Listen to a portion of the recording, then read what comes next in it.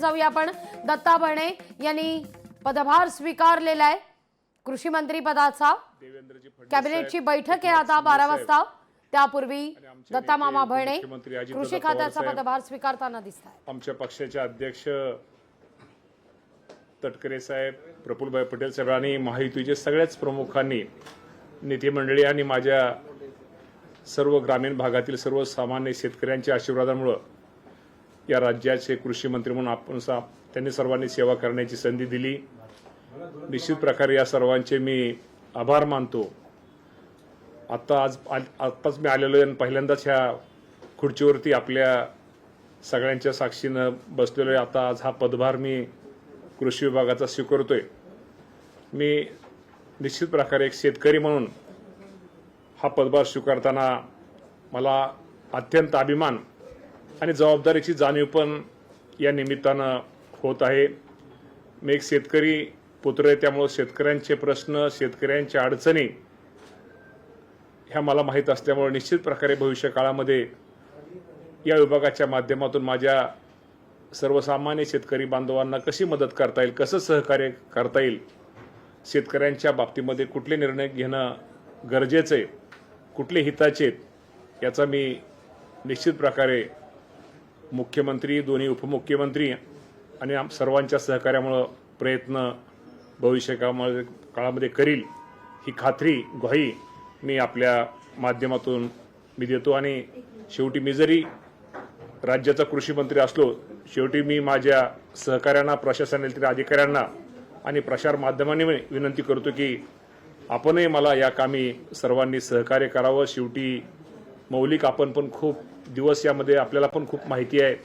आमचे अधिकारी, आमचे प्रधान सचिव असतील, सगळीच मंडळी या बाबतीमध्ये आपण सर्वांनी निश्चित तुमच्या अनुभवाचा, मार्गदर्शनाचा फायदा भविष्य काळामध्ये या विभागासाठी कसा होईल यासाठी माझा प्रयत्न राहील.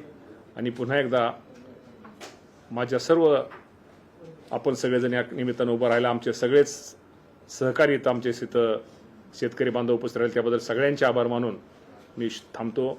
सर्वांना शुभेच्छा देतो. धन्यवाद. मुख्यमंत्र्यांची भेट घेतली, मागच्या कृषी मंत्र्यांनी जी काही विधानं केली ती सगळ्यांच्या समोर होते.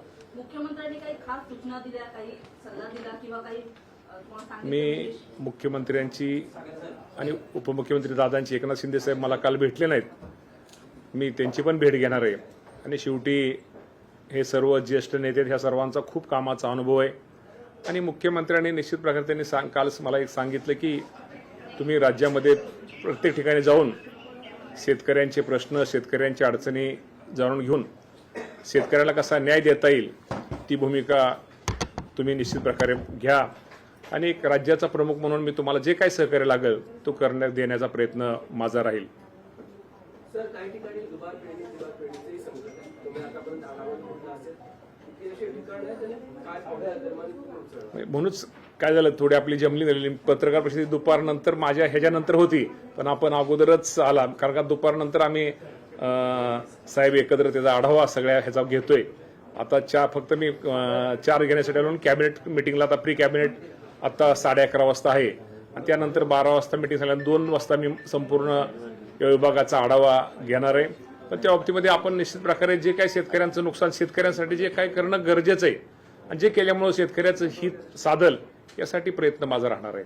सर, हिंदी में जानना चाहिए कि आज आप कृषि मंत्री का पदभार ले रहे हैं, आगे परिस्थितियों में आपको मिला है, आप किस तरीके से इस विभाग को आगे लेकर जाएंगे? आगे तो आपको मालूम है कि मैं भी किसान पुत्र हूँ और किसानों को क्या समस्या है, किसानों को क्या करना चाहिए, आगे इससे में क्या करना चाहिए, इसके लिए मेरा प्रयत्न रहेगा कि किसानों को अच्छे से अच्छी योजनाएं लाके.